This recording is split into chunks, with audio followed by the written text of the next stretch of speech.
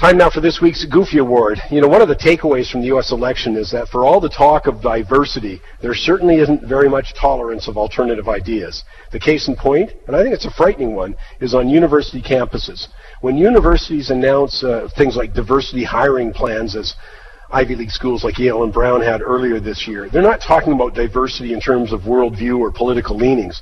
They're talking about a continuation of groupthink with a prescribed point of view, but with more people of different ethnic backgrounds or sexual orientation.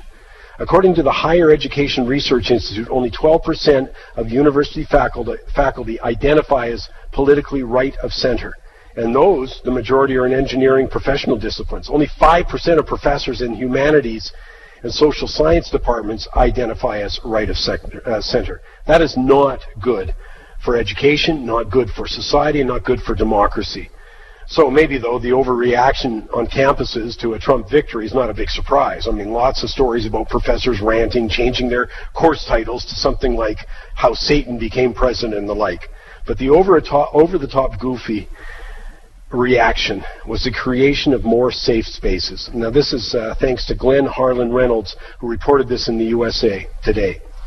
The University of Michigan Law School announced, in quotes, a post-election self-care with food and play, listen to this, in quotes, coloring sheets, play-doh, positive card making, Legos and bubbles with your fellow law students. And they were serious. Sanford emailed its students and faculty that psychological counseling was available for those experiencing, quotes, uncertainty, anger, anxiety, or fear following the election. University of Pennsylvania, that's Donald Trump's alma mater, created a post-election safe space with puppies and coloring books. Seriously. At Cornell, students had a cry-in. At Tufts, the university offered arts and crafts. University of Kansas reminded students that there were plenty of therapy blogs available. I mean, the list just goes on. I mean, this is not only laughable. I find that response scary, not only further marginalizing anyone who might support Mr. Trump, but it begs the question, what are we producing here? Probably generational problems, but I don't get it.